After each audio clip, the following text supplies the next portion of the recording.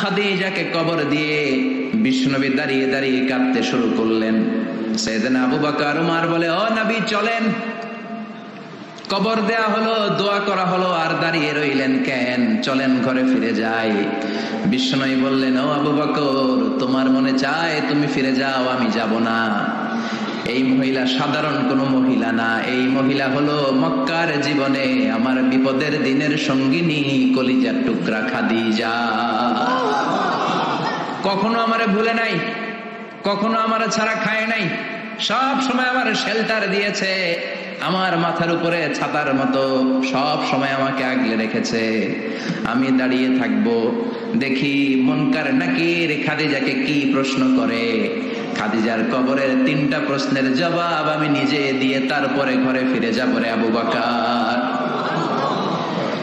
সাইয়েদনা আবু বকর কাঁদতে শুরু করলেন।